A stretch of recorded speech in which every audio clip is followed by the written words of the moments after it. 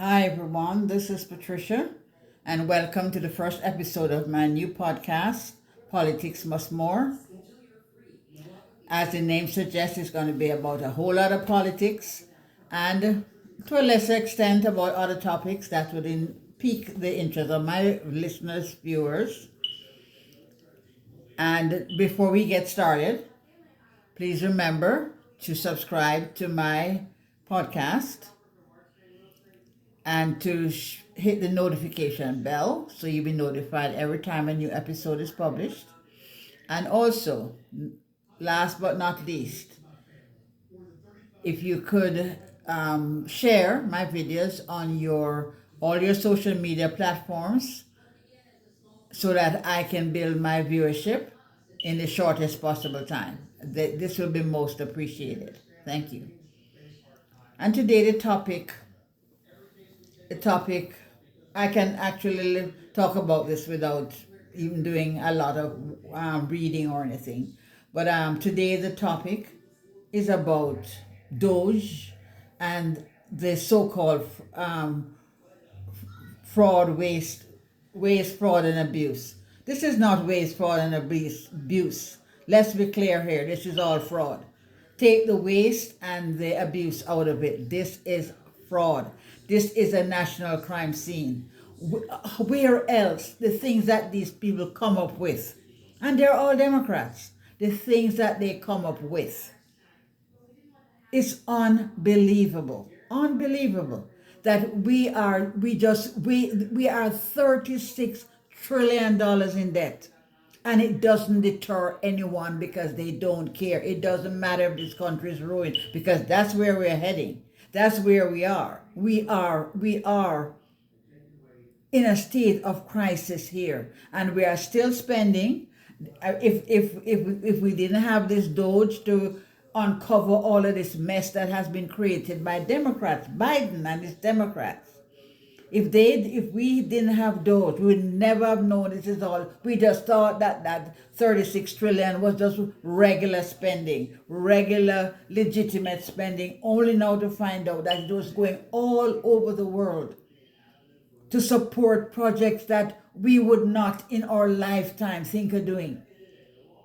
We wouldn't do that in our own country, and let alone we're just wasting money because it is there to be wasted. And there's no money. There's no money. We don't have any money. It's like our check, with like having our bank account in the red. We are in the red. Unbelievable. It is really interesting to see what has occurred in this last 2 months, heading on 3 months. It is amazing. It's amazing to see what we have discovered, what we have learned. To think that children are being given loans, babies, 9-month-old babies are being given loans. 11-year-olds are getting loans. Anything to rig the system, anything to cheat the system. And they are out there. Have no shame. Every Democrat should have their head in the sand. And they have the nerve to be out there. And the judges, they are just as corrupt. Just as corrupt. It is unbelievable. And the idea that we are going to have to clean up this mess and pay for this mess. 36 trillion and counting. And they were prepared, if we had 4 more years of Biden, we'll be at 50 trillion by the time they're done with us. We'll be at 50 trillion. And you don't mind wasting if it's building roads and bridges and fixing the infrastructure of the company. You don't mind spending it. But you're gonna be giving it away. We can't give anything we don't have it to give.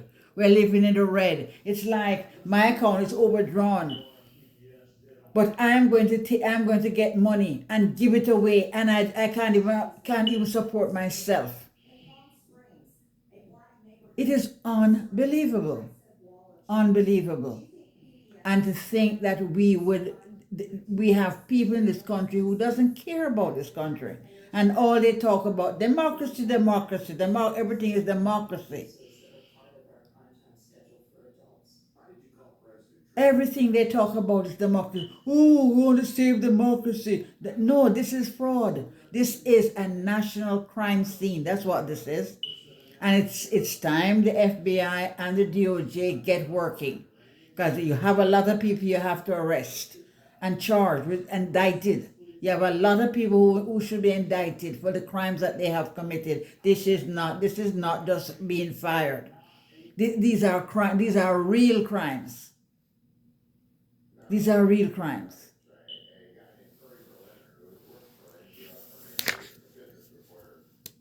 Another topic I would like to talk about is the education. The Trump administration is in the process of trying to do something to the education department, close it down, wind it down, reduce the size, reduce the bureaucracy, and pass a lot of it to the states. I know what's going to happen with that, in that the blue states, the children are still not going to do well. Because the Democrats are going to use that money that they get for the children, they're going to use it to do other things. You name it. Take care of illegal aliens, get insurance for them, everything. Anything you can think of. They are going to do it, and it's still not going to get to the children. But I know the red states will do well. And it's going to be a case of red state versus blue state, just like crime. It's red state against blue states. Red states do well. They don't have the high crime rates. They don't have 500 and odd people like Chicago dying in 1 year. Just count over 10 years. That's 5,000 people murdered in Chicago. And they can't solve it. They switch out one mayor for the one that is worse than her. I don't know when they're going to get it in Chicago, but they better start. I don't know when they're going to get it, but they better start getting it right, because I don't know how they live like that. And to think that the education system is so bad, and it's only going to get worse, because these states are not going, the blue states are going to do the same thing that they do right now. But I know the red states will do well. And if you want your children to do well, you better move to a red state. That's what you need to do. The education system in the US, from my experience, is bad. And I have to compare that with my own country, Jamaica. And I'm not saying that my country is without trouble. No, they have lots of issues. But the education system is very good. I must say that. At least when I was there. And I still think it is, because I went to Jamaica. I was down there for about 2 years, in 2013, between 2011 and 2013. And the children were taking, within a 1 month period, they would sit 21, one person would sit 21 subjects. All the subjects you can think of. They did English, literature, history, geography, chemistry, math, everything. They did everything. And when I was there, there's one person, she got 21 distinctions, 21. She passed at the highest level. 21 distinctions. When they asked her, how do you do it? How does someone get 20? She said, well, when her friends were outdoor playing and other children were outdoor playing, she had to be at home studying. Her parents were behind her 100%, and she had to study. How do you compartmentalize 21 subjects, to take 21 subjects in 1 month? The education system is so much better.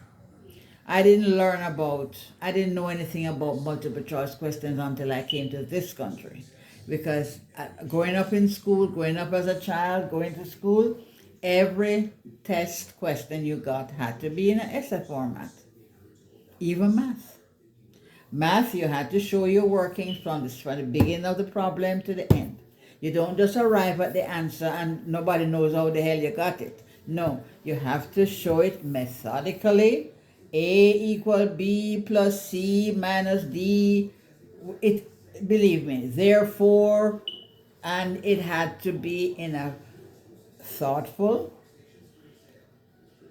understandable format so your teacher can understand it. And even if you got the answer wrong, the fact that you knew what you knew what you were doing, and that you knew the workings, you knew how to arrive at the answer. So even if you got the answer wrong, you still get a mark for it, because you show that you knew what you knew. You probably were doing the problems, and most of it was right, and then when you got to the answer was wrong. But the teacher could see that you knew what you were doing. You just got the answer wrong. So it tells the teacher that you know what you're doing. You know what you're doing. Okay? So, but I'm telling you, there are schools in Jamaica that if you got an 80, there are schools there. Those are schools that are top of the line schools. And if you're getting an 80, you're considered failing. So when I hear these children, when I see these children and these parents here thinking, no, they went to Jamaica, they would cry every day and twice on Sundays, because you have to put it all out there. You went to school, you had a choice how many exams you wanted to take. You could choose, I don't want to do Spanish. That doesn't come up in my career goals. You want to be a doctor, you know that you're going to have to do, you want to do your science subject, and then plus you have to go to sixth form, where you spend 2 years in sixth form, and you get the prerequisites to go to medical school. You do biology, zoology, all of those topics that that you would need to go into the medical field. Okay, but if children went to Jamaica, if the U.S. children went to Jamaica, they would cry every day. That's how it is there. I'm not telling you that every child there is bright, and I'm not telling you that all the schools are the best, but the standards are very high, very high. Okay, this will be my first episode, and I hope I was able to bring some insight into what was happening with Doge, and also with the educational proposal that President Trump has. And I know it's going to be the best. It's going to be good for the kids if the money is applied appropriately, and I have confidence that the red states will do a good job. The blue states, no hope. I have no hope for them, because right now the California is in the red pretty much, but they don't stop supporting. The first thing you should do is stop supporting illegal immigration. But no, that doesn't stop them. It doesn't matter. It's typical of what they do with Doge. It doesn't matter to them. They are going to waste money, and they should never come anywhere near power. Never. Democrats should not be near, even close to anywhere that gives them power, because they are a dangerous set of people. Okay. All right. So as I said, if you could share my video, I'd really appreciate that. Also, subscribe to my channel and hit the notification bell so that you will you'll be notified every time a new episode is released. You have a great night, and see you next time. Thank you.